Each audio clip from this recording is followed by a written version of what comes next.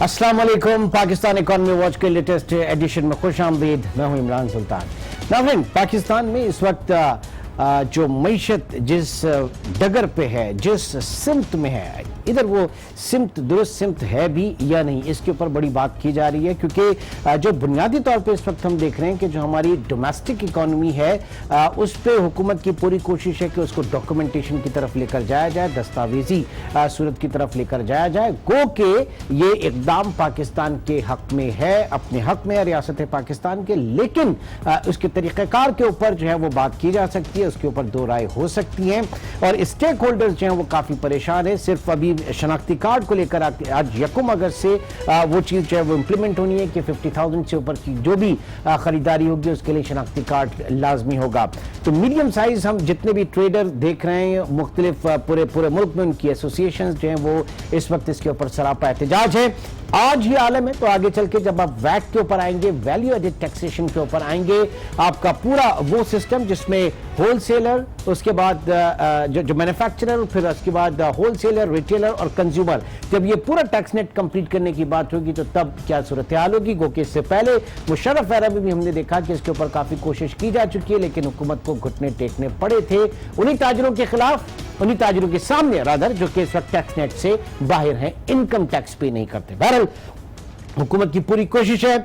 आप external front के हवाले से अगर बात करें तो इस वक्त मजमूई सूरत हाल हम जो देख रहे हैं कि पाकिस्तान के रिजर्व्स हुकूमत को मेंटेन कर रहे हैं, रिजर्व बढ़ाने हैं, और उसके साथ साथ जो हमारी इकोनॉमिक ग्रोथ है इसमें जो एफबीआर का टारगेट है टैक्स कलेक्शन का 5.5 ट्रिलियन का, 5,500 अरब रुपए के हमें टैक्स रेवेन्यू जमा करने हैं। लेकिन ये टैक्स उसी वक्त जमा होगा जब कारोबार फलेगा फूलेगा, जब बिजनेस होगा तो फिर टैक्स भी दिया जाएगा। बहरहाल मईशत इस वक्त कहां है, हुकूमत की ये पॉलिसीज, नियत के ऊपर शक नहीं किसी की, लेकिन पॉलिसीज के ऊपर जरूर बात की जा सकती है। ये पॉलिसीज किस हद तक सूदमंद है, कारामद है या नहीं, इसका हम जायजा लेंगे। आज कराची स्टूडियो में हमें ज्वाइन किया है जनाब डॉक्टर कैसर बंगाली साहब ने। आप माहिर माशियात हैं, बहुत बहुत शुक्रिया कैसर साहब हमें ज्वाइन करने का।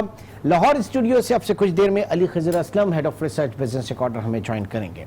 डॉक्टर साहब, सबसे पहले बुनियादी फलसफा जो इस वक्त बात की जा रही है, और डॉक्टर अशफाक हसन खान जो है वो बहुत इसके ऊपर ज़्यादा वोकल उसमें बात कर रहे हैं कि कोई ये समझा दे कि शरह सूद में इजाफा करके पॉलिसी रेट को बढ़ा कर किस तरीके से गुर्बत में कमी की जा सकती है। एक बेसिक थ्योरी तो ये है कि जनाब आप एग्रीगेट डिमांड कर्टेल हो जाए और लोगों की क़ुव्वत ख़रीद इस हद तक कम हो जाए कि उनकी डिमांड जो है वो जो महंगाई है वो कम हो। लेकिन हमारे यहाँ कॉस्ट पुश इन्फ्लेशन है, ऐसे में क्या ये तजर्बा कामयाब होगा? इस वक्त सेंट्रल बैंक की सोच क्या है, आपको क्या लग रही है? एक जो टेक्स्ट बुक थ्योरी ये है कि शरह सूद में आप इजाफा करें ताकि जो मनी सप्लाई है, जो फराहमी है पैसों की मईशत में, उसमें कमी हो और डिमांड साइड से अफराद ज़र पे फ़र्क पड़े। आपने बिल्कुल सही कहा, हमारे यहाँ इस वक्त जो अफराद ज़र है वो कॉस्ट साइड से है और सप्लाई साइड से नहीं है, सप्लाई कंस्ट्रेंट नहीं है जी, डिमांड साइड से नहीं है। सॉरी, डिमांड साइड से नहीं है, सप्लाई साइड से है। और आप शरह सूद बढ़ा के अफराद ज़र में इजाफा तो कर सकते हैं, कम नहीं कर सकते। नहीं तो फिर मेन क्या आइडियोलॉजी, जब इसके ऊपर बात की जाती है सेंट्रल बैंक की, आप रिपोर्ट्स पढ़ें, मॉनेटरी पॉलिसी कमेटी जो है उसके जहन में क्या फिर है? देखिए, इसको पूरी तस्वीर देखने की ज़रूरत है, सिर्फ शरह सूद को नहीं देख सकते हम। इस वक्त जो पॉलिसी है वो IMF की टीम का कब्ज़ा है, हमारी मिनिस्ट्री ऑफ फाइनेंस पे, स्टेट बैंक पे और पूरी पॉलिसी मेकिंग पे। हमारी जो सिविलियन गवर्नमेंट है, इलेक्टेड हैं, वो तकरीरें कर लेते हैं, लेकिन उनका कोई इख्तियार नहीं है मईशत पे। और ये जो टीम है, इनको एक ही मैंडेट दिया गया है, वो ये है कि जितना बटोर सकते हो रिसोर्सेस मईशत से बटोरो। वो आपने डॉक्यूमेंटेशन की बात की, लेकिन इस नतीजे में हम सिर्फ कारोबारी इदारों की लाशों को डॉक्यूमेंट कर सकते हैं,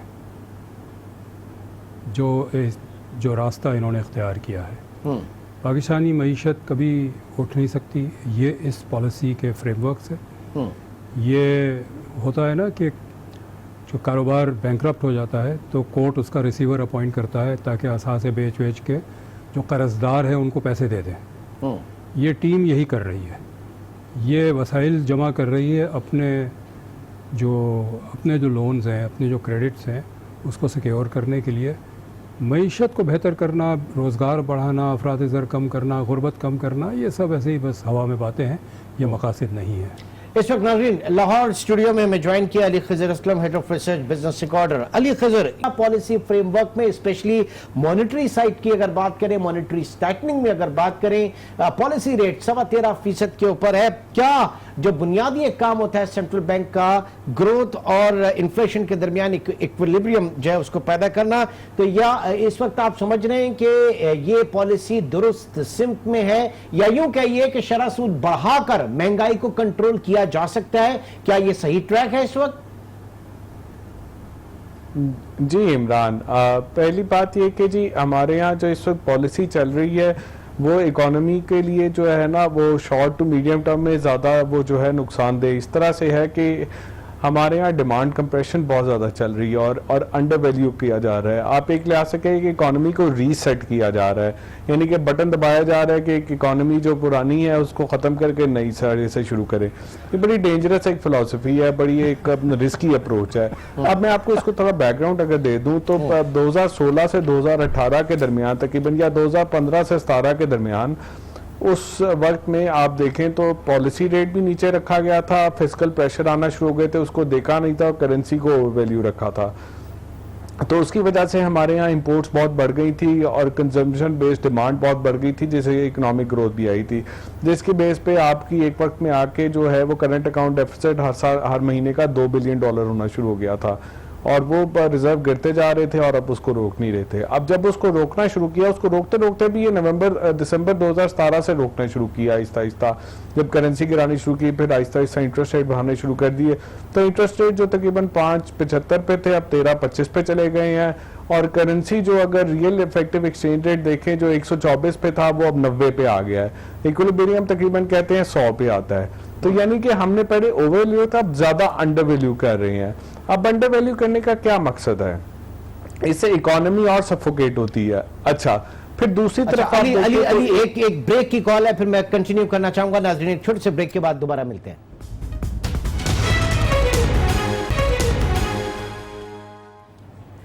welcome back. Ji Ali Khazar Aslam, continue कीजिएगा अपनी बात। जी हाँ, अब अगर आप इसको यहाँ से देखें कि जी एक तरफ से तो आपने प्राइसिंग फैक्टर लेके अंडर वैल्यू कर दिया ताकि डिमांड जो कम हो सके, करंट अकाउंट कम हो सके, और उसके अलावा आपकी डोमेस्टिक डिमांड भी कम होगी, उससे इंपोर्ट कम होगी, यहाँ पे प्रोडक्शन भी कम हो जाएगी, जैसे ऑटोमोबाइल, सीमेंट और इस तरह के स्टील सेक्टर ये हो गए। अच्छा, दूसरी चीज जो आपने कर रही है वो आप डॉक्यूमेंटेशन ऑफ द इकोनॉमी की बात कर रहे हैं, डोमेस्टिक साइड। उसकी इकोनॉमी में हमारे बड़ा एक इनफॉर्मल सेक्टर था जिसको हम डॉक्यूमेंट करने जा रहे हैं। जो रिटेल होलसेल सेक्टर था वो भी बहुत स्लो डाउन हो गया इस वजह से, और टैक्सेशन का प्रेशर बहुत ज्यादा है जी, 40% प्लस की ग्रोथ है। तो मैं यही तो जानना चाह रहा हूँ अली खज़र, मैं यही बात कर रहा हूँ कि एक तरफ आप जो है वो डॉक्यूमेंटेशन के ऊपर बहुत ज्यादा जोर दे रहे हैं, फिर आपके रेवेन्यू टारगेट्स जो हैं वो बहुत ज्यादा ऑप्टिमिस्टिक हैं, फिर तीसरी चीज यहाँ पे जो बिजनेस जो कंड्यूसिव माहौल होना चाहिए या जो ग्रोथ होनी चाहिए वो भी इस वक्त नहीं एक्सपेक्ट की जा रही। तो हम डायरेक्शन इस वक्त हमारी क्या है, हम सही डायरेक्शन पे हैं या नहीं? इन शॉर्ट जरा ये आप मुझे बता दीजिएगा।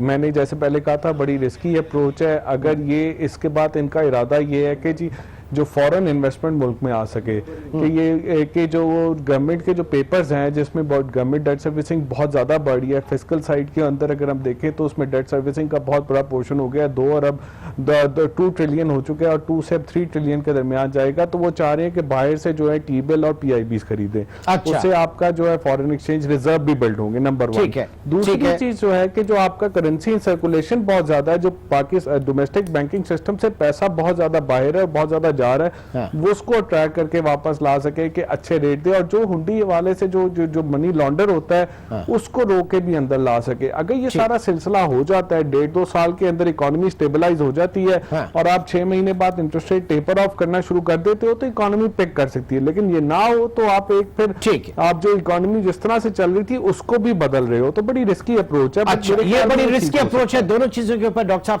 से मैं बात कर लेता हूं। डॉक्टर साहब, पहली बात ये कि करेंसी इन सर्कुलेशन जो है वो टैप हो और इस वक्त ऑफिशियल चैनल में आए। दूसरी चीज ये कि इंटरेस्ट रेट बढ़ाकर जो हमारे गवर्नमेंट पेपर्स हैं, टी बिल्स और आपके पीआईबी बॉन्ड्स जो हैं, ये फॉरेनर्स के लिए बड़े लुक्रेटिव बन जाएं। हुकूमत चाह रही है कि वहां पे इन्वेस्टमेंट, जैसे कि अली ने कहा।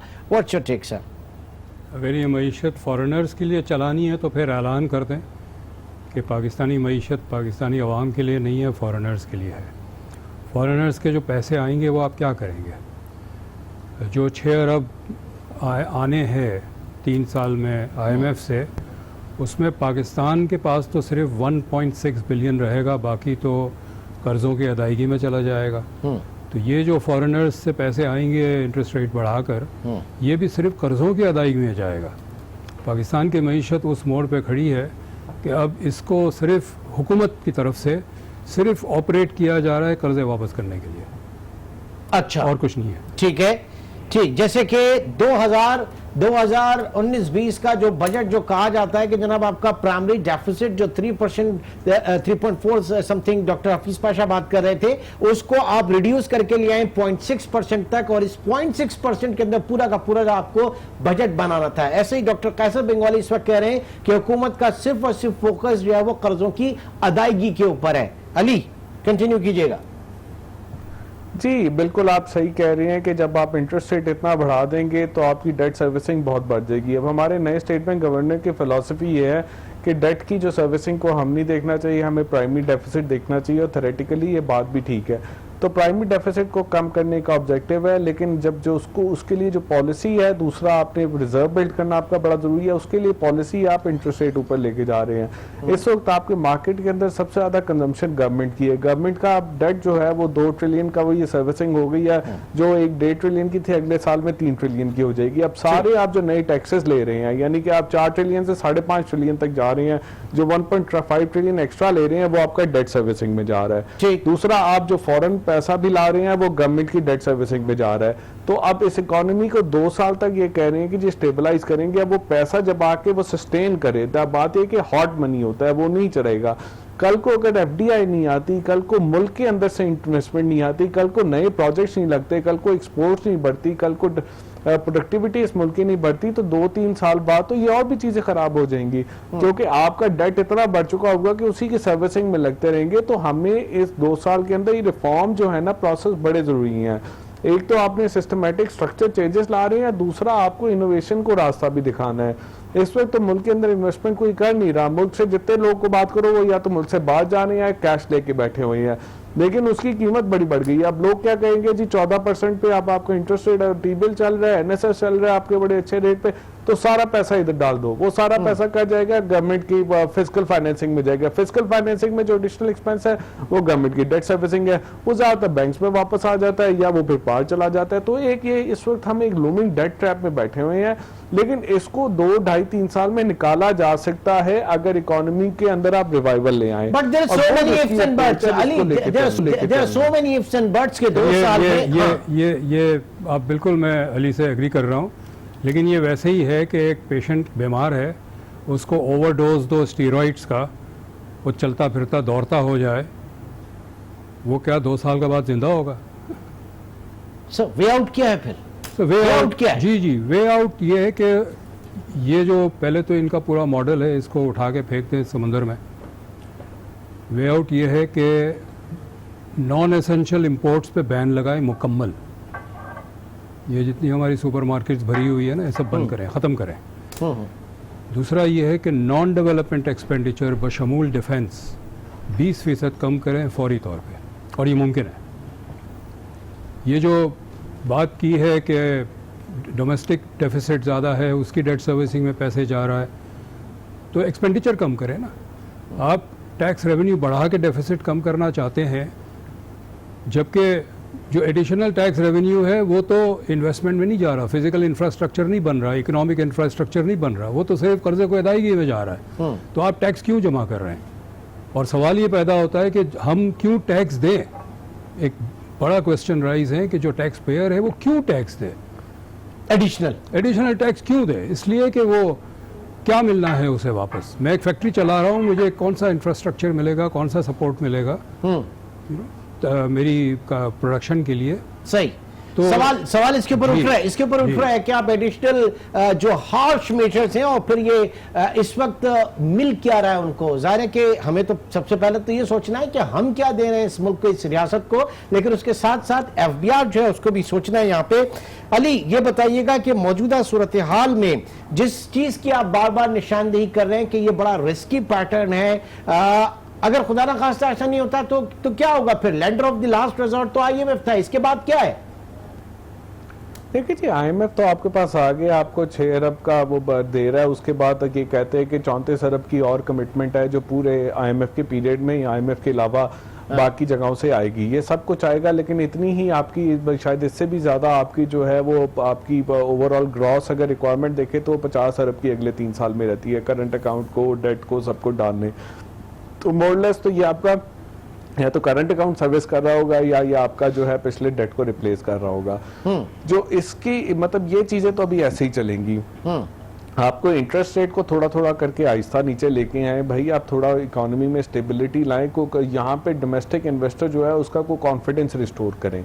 आपके लोगों के पास पैसा है और आपके मुल्क की इकोनॉमी में पोटेंशियल भी है। ये 200 मिलियन प्लस की इकोनॉमी है, इसमें बड़ी बड़ी मिडिल क्लास है, वाइब्रेंट मिडिल क्लास है, बड़ा चाहे इसका डायस्पोरा है, इसमें बड़ा पोटेंशियल है। ये स्ट्रक्चर चेंजेस तो लेके आ रहे हैं, बड़ी अच्छी ला रहे हैं, बट उसके आगे इसकी इकोनॉमी का कॉन्फिडेंस किस तरह रिस्टोर करना है। अच्छा, ये सारी इकोनॉमिक पॉलिसीज ये आईएमएफ की तरफ से चल रही हैं और ये आईएमएफ के अंडर पे स्टेट बैंक गवर्नर और मिनिस्टर फाइनेंस ये लेके चल रहे हैं। मैं आपको छोटी सी बात बताता हूँ कि आप वो गवर्नमेंट गारंटी नहीं बैंक को दे रहे हैं। अगर बैंक कोई गारंटी लेने जाता है सेक्रेटरी फाइनेंस के पास तो वो कहते हैं भाई ये आईएमएफ से बात करो, वो कहते हैं आपको ये गारंटी क्यों चाहिए। तो ये कंडीशंस, हाँ ये कंडीशन इस तरह चल रही है। अच्छा, दूसरी तरफ एक पॉलिसी आपके प्राइम मिनिस्टर के हाउस से चल रही है, वो प्राइम मिनिस्टर से चल रही है अकाउंटेबिलिटी की, कि भाई हमने तो सबको यहाँ पे लटकाना भी है। अब उसमें बिजनेसमैन भी कहीं ना कुछ इन्वॉल्व हो जाते हैं और फिर वो एक डर का माहौल भी बन जाता है। फिर एफबीआई के एक डर का माहौल है बना हुआ। ठीक है। अब ये दोनों चीजें जो हैं ये आपस में टकराव भी आ रहा है, तो ये देखे ना डबल वहमी हो जाती है। सही। अब अगर आपने कॉन्फिडेंस रिस्टोर करने के लिए रेट को लेके नीचे लाए, आपकी करेंसी की स्टेबिलिटी थोड़ी सी आपकी नजर आनी चाहिए, कुछ फॉरेन फ्लोज आए आपके, फिर बात करें। और इसमें एक बड़ी अच्छी, एक बड़ी इंपॉर्टेंट चीज है पाकिस्तान अमेरिका का रिलेशनशिप कैसा है। 2002 के बाद से अगर आप देखें, मैं एक चीज आपको जरा एक हिस्टोरिक बता दूं। 2014 के अंदर हमने एक आर्टिकल लिखा था कि 2018 में एक क्राइसिस आएगा, ये आया। और अब मैं ये कहता हूँ कि ये 2018-19 का जो साल है ये तकरीबन वही उस तरह का 99 से 2001 के दरमियान का जो पीरियड था ये उस तरह के पीरियड है। उसके बाद एकदम बहुत सारा पैसा आना शुरू हो गया। जब वो बाहर का पैसा आया, इंटरेस्ट रेट नीचे आ गए, सारा चीजें हो गई। आज आपकी रियल 90 पे है, ये तकरीबन 2001 में भी 90 पे था। नहीं तो आप देख रहे हैं कि अब हिस्ट्री रिपीट इटसेल्फ आएगा, वो दौर दोबारा आएगा। हाँ, अब वो ये है कि आपके हमेशा ताल्लुकात अच्छे होते हैं ना तो दुनिया का पैसा आप पे आएगा। चले ठीक है, इस सवाल को रखते हैं कि अमेरिका बहादुर के साथ पाकिस्तान के ताल्लुकात अगर अच्छे होंगे तो पैसा कितना आएगा, क्या आ सकता है। बंगाली साहब से ये सवाल रखूंगा, लेकिन उससे पहले चलेंगे एक छोटे से कमर्शियल ब्रेक की तरफ। Welcome back. डॉक्टर साहब, अली कह रहे हैं कि पाक अमरीका ताल्लुकात अच्छे हो रहे हैं, पाकिस्तान में बड़े डॉलर्स आएंगे, ट्रंप साहब जो है वो बड़े मेहरबान होंगे, सूरत हाल अच्छी होगी। नंबर 1, क्या वाकई ऐसा होगा? और पीछे जब अच्छे ताल्लुकात रहे भी तो पाकिस्तान में फॉरेन इन्वेस्टमेंट जो है उसकी एक हिस्ट्री क्या रही। नंबर 2, कि खान साहब ने एक बड़ा शो किया जाके अमेरिका में, वहां पे पाकिस्तानी जो है वो एक बड़ा यादगार इवेंट बनाया उनकी स्पीच को। ये तमाम तर मोहब्बत जो है समंदर पार पाकिस्तानियों की, बड़े उसे हम खराज तहसीन पेश करते हैं, लेकिन ये पाकिस्तान बनाओ सर्टिफिकेट में रिफ्लेक्ट क्यों नहीं हो रही? ये भी तो नहीं पाकिस्तानियों के लिए ना। देखिए, आपके दो ये आखिरी सवाल का मैं जवाब दूं। एक पिछले 20 साल के अरसे में 2000 के बाद का एक केस है। बाहर गए एक इसी तरह का मजमा जमा करने को, वो लेकिन वो फॉरेनर्स के लिए था कि फ़ॉरेन इन्वेस्टमेंट पाकिस्तान आए। तो तकरीबन 50 गाड़ियाँ रेंट की थी, 50 गाड़ी के गोरे ड्राइवर्स थे, इन सबको कहा सूट पहन के आओ और हॉल में बैठ जाओ। तो मजमा जमा करना हमें इम्प्रेस नहीं करता, इसके पीछे बड़ी कहानी होती है। और ये और किस्सा होता है कि ये नहीं है कि पूरे अमेरिका से दौड़े दौड़े लोग अपना पैसा खर्च करके आए, वाशिंगटन में होटल में रहे इमरान खान की तकरीर सुनने को। हम ये सारे से गुजर चुके हैं किस तरह ये मैनेज होता है, तो ये हम इम्प्रेस नहीं होता इससे। चल, लेकिन ये मईशत के हवाले से इरेलेवेंट है। जो लोग आए अगर $7,000 का चेक भी लेके आते तो कोई फ़ायदा होता, लेकिन ये भी नहीं किया इन्होंने। नहीं, चेक नहीं चाहिए, पाकिस्तान बनाओ सर्टिफिकेट, गवर्नमेंट तो उसमें वही मैं कह रहा हूँ ना, $1000 लेके आते हैं और वहाँ दे देते तो हम शायद समझते हैं कि कोई फ़ायदा हुआ, लेकिन कोई नहीं लाया, उसको छोड़े। दूसरा ये है कि ये किस किस्म की जहनीत है जिसकी अली ने निशानदही की है कि हाँ अमेरिका से दोस्ती हो गई, पैसा ही पैसा। ज़ियाउल हक ने हमारा मुल्क का एक हिस्सा सियासी ज़मीर का बेचा, पैसे आ गए। मुशर्रफ ने कुछ सियासी ज़मीर का हिस्सा बेचा, पैसे आ गए। क्या मुल्क इसी तरह चलाना है, अपना ज़मीर बेच के? मुल्क चलेगा, मुल्क की मईशत चलेगी अगर ज़राअत की पैदावार में इजाफ़ा होगा, जब कारखाने चलेंगे। ये बाहर का पैसा आने से मुल्क मजबूत नहीं होता है, कमज़ोर होता है। क्यों? इसलिए ये कि कर्जा आएगा तो वापस करना सूद के साथ। अब तो हम कर्जा ले रहे हैं कर्जा वापस करने के लिए, सही, ठीक है, कर्जा नहीं ले रहे हैं असासे बनाने के लिए। दूसरा ये कि जो फॉरेन इन्वेस्टमेंट हमारे यहाँ आया है, ख़ास तौर पे पिछले 20 साल में, साल 2000 के बाद, वो इंतहाई नुकसान दे रहा हमें। इसलिए कि देखें चाइना में जो इन्वेस्टमेंट हुई है मैन्युफैक्चरिंग में, वो एक्सपोर्ट करते हैं, चाइना के लिए फॉरेन एक्सचेंज अर्न करते हैं। सही। हमारे यहाँ जो इन्वेस्टमेंट हुई है तकरीबन सारी सर्विस सेक्टर में हुई है, टेलीफोन, बैंकिंग, रेस्टोरेंट्स, बुटीक्स, ये सारे जो बाहर के आके खुले हैं यहाँ पर, ये सब अपना रेवेन्यू कमाते हैं रुपयों में। हम सब अपना टेलीफोन बिल रुपयों में देते हैं। ये रुपए की इनकम को डॉलर में कन्वर्ट करके प्रॉफिट ले जाते हैं, रेमिट हो जाता है सारा। तो फॉरेन इन्वेस्टमेंट जरिया बन गया है डॉलर आउटफ्लो का। Where is the inflow? तो ये गैर मुल्की इन्हिसार पर, चाहे वो मेहरबानी हो ट्रंप की या नेतन्याहू की या हसीना वाजिद की या शी जिनपिंग की, ये अब हम इस दौर पे आ गए हैं कि बांग्लादेश और सूडान से ऐसे मईशत अल्लाह ना करे कि वो दिन आए। जी अली खजर, क्या कहेंगे आप डियास्पोरा बॉन्ड्स के हवाले से? अगर बात करें समंदर पर पाकिस्तानियों का, वो इंटरेस्ट इस वक्त पाकिस्तान बनाओ सर्टिफिकेट में क्यों नहीं देखने में आया, जो कि जिसके लिए स्टेट बैंक जो है वो बहुत ज्यादा ऑप्टिमिस्टिक था, हुकूमत बहुत ज्यादा ऑप्टिमिस्टिक थी? जी देखिए, बॉन्ड जब ये इशू किया था उस वक्त इन्होंने इसकी कोई ऐसा मार्केटिंग भी नहीं की थी और बड़ी हाफ हार्टेड अटैम्प्ट थी। जब इन्होंने ये किया था असद उमर साहब के ज़माने में, उस वक्त जो लोगों ने हमें फ़ोन करके पूछा कि हम बॉन्ड में इन्वेस्ट करना चाहते हैं बट हमें तरीका ही नहीं पता, हमें नेशनल बैंक में किस तरह करना है, क्या करना है। हम इस वक्त सऊदी अरब में बैठे हैं तो कल कनाडा में बैठे हैं, कल इधर बैठे हैं, तो क्या वो बॉन्ड हमें कोई किसी फ़ायदे में आएगा, वो हम किस तरह ट्रांसफ़र करेंगे, इन सवालों के जवाब नहीं थे। अब आपको ये इसको प्रॉपर मार्केट करना होगा, वहाँ पे लोगों को हायर करना होगा, बैंक्स को, फिर ये जाके चीज़ें होंगी। बहरहाल, लेकिन वो बात है कि वो मजमा की जब बात करते हैं, मजमा इकट्ठा किया था, मेरे नहीं ख्याल में ये, मैं भी वहीं पे था तो मैंने देखा है लोगों को जिस तरह आ जाते वक्त अपनी जेब से लोग बड़ा पैसा खर्च करके भी आए थे, ऐसी बात नहीं, लेकिन $1000 नहीं दिए, वो बिल्कुल सही बात है। अच्छा, अब वापस आते हैं। मैं $1000 की बात नहीं कर रहा सर, मैं बात कर रहा हूँ पाकिस्तान बनाओ। मैं आगे इसी को जी इसको सीरियसली लेंगे, इसमें से पैसे आ जाएंगे, लेकिन यही पैसे भी, ये भी कर्जा ही होगा, ठीक है ना, जिस तरह बाकी कर्जे आ रहे हैं। अब जो फॉरेन इन्वेस्टमेंट की बात की डॉक्टर साहब, स्पॉट ऑन था कि जी ये फॉरेन इन्वेस्टमेंट हमारी 20 साल में कंजम्पशन ड्रिवन आई है, अब हमें इन्वेस्टमेंट एक्सपोर्ट ड्रिवन चाहिए। अब चाइना जो कहता था वो ऐसी चीज बनाएंगे, या वहां से हमें ये कंडीशन रखनी चाहिए कि ऐसी इन्वेस्टमेंट आए जो हमारी एक्सपोर्ट ड्रिवन हो और हमारी इंपोर्ट सब्स्टिट्यूशन हो। हमने तो नए सेक्टर क्रिएट किए, टेलीकॉम क्रिएट कर दिया, ये बैंकिंग को डीरेगुलेट कर दिया, या ऑयल एंड गैस में से हम उसमें कर दिया, यहीं पे इन्वेस्टमेंट आई है ना। कोई हमने नए सेक्टर जनरेट नहीं किए कि भाई कहीं हमारी इंपोर्ट डिपेंडेंस है वो कम हो जाए।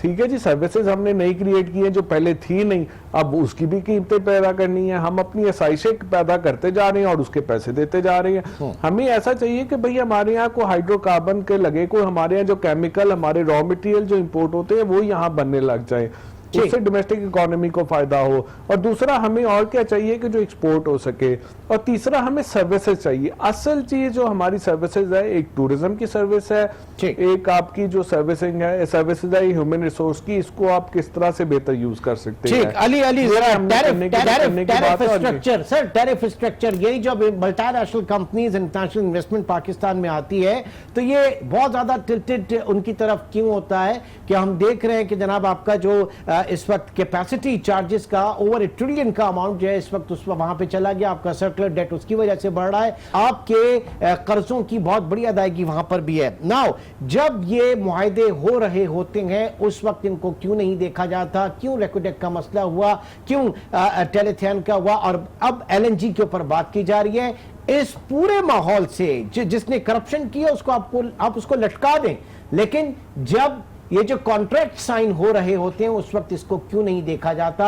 आज हम देख रहे हैं कि एक आध प्लांट ऐसा भी है कि 50% इंस्टॉल कैपेसिटी के ऊपर है, वो नहीं बना रहा बिजली, लेकिन अपना दूसरा प्लांट लगाने की बात कर रहा है। जी अली, इसके ऊपर भी बात कीजिए।